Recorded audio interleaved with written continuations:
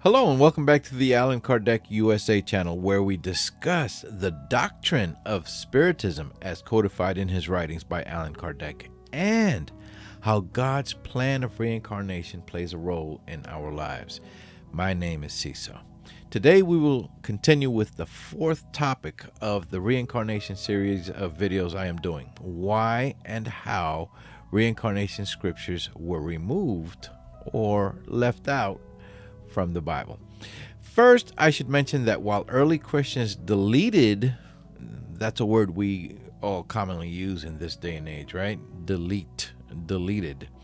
While early Christians deleted scriptures about reincarnation from the New Testament, and I'm going to get into some proof of that in a minute, they were not successful in deleting all of it. Please see my videos where I did 3 parts on what I consider a huge number of scriptures in the Bible that does speak of reincarnation. We first need to go back in time to the first few centuries after the death of Christ and understand those times and the thinking of early church fathers. Contributions to the church made them very wealthy and powerful. And by contributions, I mean money in some form or another. These were very powerful people that had incredible control on societies.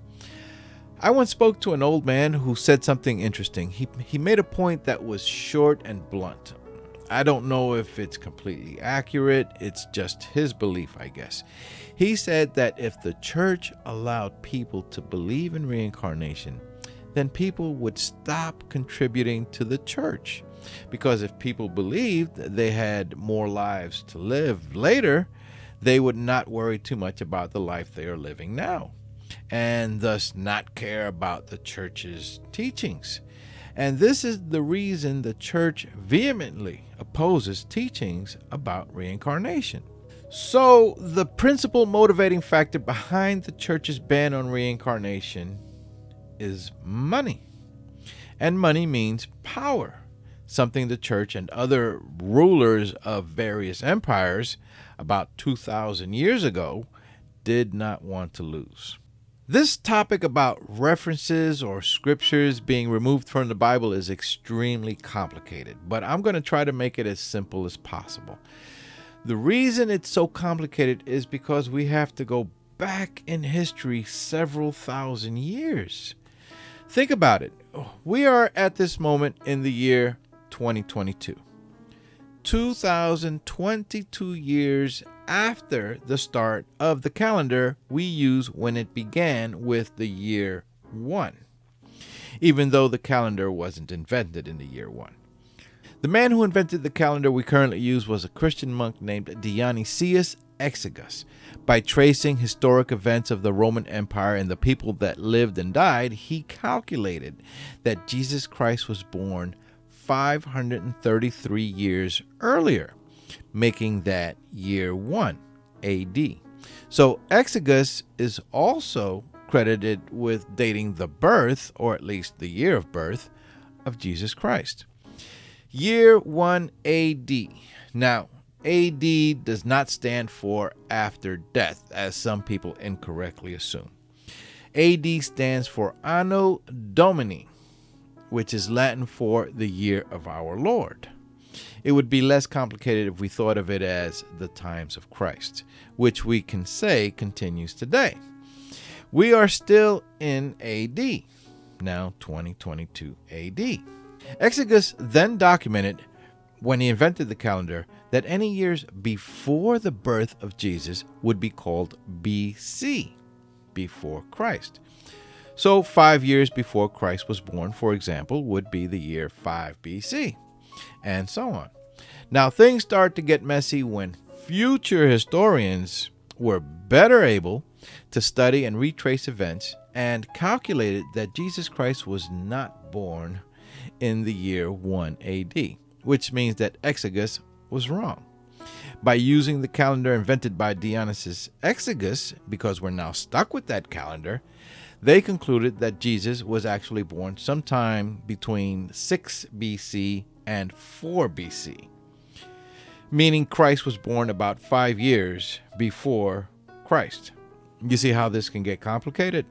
It seems to have been various coins issued by Herod Antipas, a ruler in Rome mentioned several times in the Bible, that solved the mystery of the Nativity, the birth of Jesus Christ.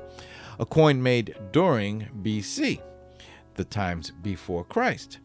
Thus, future scholars and historians were better able to calculate when Christ was actually born. However, since the inventor of the calendar, Exegus, was very close to being accurate within just a few years, let's use his calculations for now. So we are now in the year 2022 AD. That means Christ was born 2022 years ago. The Bible does give a hint for how old Jesus was when he began his ministry. Now, Jesus himself was about 30 years old when he began his ministry, as seen in Luke 3:23. A ministry that lasted approximately 3 years, meaning he died at about age 33. So let's say he died in the year 33 AD. Now, 14 of the 27 books of the New Testament of the Bible was written by Paul the Apostle, who met Jesus and converted to Christianity. He began writing his works in order to spread the teachings of Christ. This occurred during the first century, sometime between the years 30 or so and the year 100. With regard to the 4 Gospels of the New Testament, the Gospel of Mark was written about the year 66 to the year 70, Matthew and Luke around the year 85 to 90, and John the year 90 to 110, all within the first 100 years after the death of Christ, which means quite a few people may have contributed to the writings and made changes to the writings.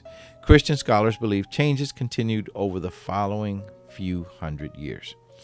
By the way, while the writers were all Hebrew, Christian Hebrews that followed Christ, they wrote everything in the Greek language, because that is the language that was used for writing back in those times during the Roman Empire. In the year 1978, a book was published and released called Reincarnation in Christianity by author Geddes McGregor. In that book, he describes the certainty that reincarnation was referenced in those original writings by the men whom followed Christ, and those writings remained intact for almost 500 years. Reincarnation was so prevalent in those scriptures that a Christian scholar known as Origen of Alexandria, who lived between the years 185 and 253, focused on the topic heavily in his own writings. The church burned and destroyed most of those writings. The capital of the Roman Empire was Rome. The capital of the Byzantine Empire was Constantinople, a place known today as Istanbul, and it was ruled by the Emperor Justinian. In the year 553, about 400 years after the death of Christ, an organization that consisted of 165 bishops was formed called the Second Council of Constantinople. Historical records show that the Second Council of Constantinople issued a verdict to declare any references of pre-existence of the soul, a soul that existed before it became part of a living human, what we now call reincarnation, as heresy. In other words, any discussions about reincarnation goes against the teachings of the church and will no longer be accepted as a part of Christian belief. This was now the law. According to the record, the Pope Vigilius, at the time was opposed to these changes, but he eventually relented to the powerful rulers and accepted the change. The writings of Origen of Alexandria and Vigilius of Alexandria in Egypt, who also wrote about reincarnation, were all considered heresy. We have recorded in historical text what came out of that council, the Second Council of Constantinople and others that followed. One is referred to as the anathemas against Origen. What is anathema? A formal curse by a pope or a council of the church excommunicating a person or denouncing a doctrine. In other words, banishment from the church. In those times, it probably also meant prison or death. Number 1 on that document, the anathemas against Origen, states the following. If anyone asserts the fabulous pre-existence of souls and shall assert the monstrous restoration which follows from it, let him be anathema. In other words, souls did not exist in a spirit world before entering a human body. The soul is created when the human body is born. We also have on record what is known as the anathemas of the Emperor Justinian against Origen. And the first anathema reads as follows. Whoever says or thinks that human souls pre-existed, that is, that they had previously been spirits and holy powers, but that, satiated with the vision of God, they had turned to evil, and in this way the divine love in them had died out, and they had therefore become souls, and had been condemned to punishment in bodies, shall be anathema. I know that sounded a bit complicated. In clearer terms, anyone who says that humans had been a soul first, a spirit, but because they had committed sins in previous lives, they must now return in a new human body, reincarnation. Such persons saying this will be banished from the church. The question here then is this: why would the council issue such a verdict if the writings that would ultimately become scriptures of what would become the New Testament of the Bible had not spoken of reincarnation? Obviously, references to reincarnation and teachings of reincarnation in early Christian beliefs was happening, or the council wouldn't have been so adamant in getting rid of it. A massive undertaking then proceeded over the following years to literally hunt down and weed out all scrolls with writings mentioning transmigration of the soul, rebirth of the spirit, reincarnation. Writings that would eventually become part of the New Testament of the Bible when the books of the Bible were canonized, put together, if those pages are not found and destroyed. Now, following are some theories passed on through history as to why reincarnation was removed or left out of the Bible. One, there's the theory that had the church continued to allow belief in reincarnation, someday someone might declare himself the reincarnation of Jesus Christ and thus produce a mass following that would threaten those in power. 2. The slaves of Emperor Justinian were committing suicide in such large numbers. That is something declared as fact in history. And many may have believed in reincarnation, thereby believing that they can get themselves out of their current horrible situation and begin a better one in a new life. Of course, we know from Allan Kardec's Spiritist doctrine that suicide couldn't have helped and would likely make things worse. But let's continue. Justinian then may have decided that by stopping his slaves' belief in reincarnation, the suicides would be much less. 3. Obviously, money and power. Wanting to be held by those that ruled was only possible if people did not believe in reincarnation. The church wanted all to believe that the only way to salvation was by their teachings, which included their version of the teachings of Christ, and by scaring everyone to death by having them believe that anyone who does not follow their teachings will be condemned to the burning fires of hell for all eternity. Anyway, the reason I discussed calendars earlier and the birth of Christ is to drive home how long ago all of this took place. A long time ago. Even Geddes McGregor later stated that while there is every indication that early Christians strongly believed in reincarnation and writings about reincarnation were intended for the Bible, there is no actual proof of it. But there is no proof because the church and powerful rulers spent years, maybe 10 years, maybe 20 years, almost 2,000 years ago, burning and destroying those writings. What was already part of the first publications of the Bible were removed, deleted, and scriptures that were to be added during the final canonization of the Bible never made it.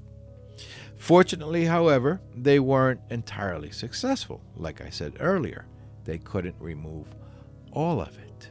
Those in power must have had a terrible time trying to figure out how to change writings in what would become the book of Matthew in the New Testament when Jesus clearly told his followers that John the Baptist is Elijah who has returned. When Jesus said, "For all the prophets and the law prophesied until John, and if you are willing to accept it, he is the Elijah who was to come." He said John the Baptist is Elijah. Because you see, in the Old Testament, which was going to be a lot harder for those in power during the Roman Empire to make changes to, because the Old Testament had already been around for about 1,000 years. It states in the final book of the Old Testament, in the book of Malachi, that Elijah must return to this world for there to be a Messiah. When God said, "See, I will send the prophet Elijah to you before that great and dreadful day of the Lord comes."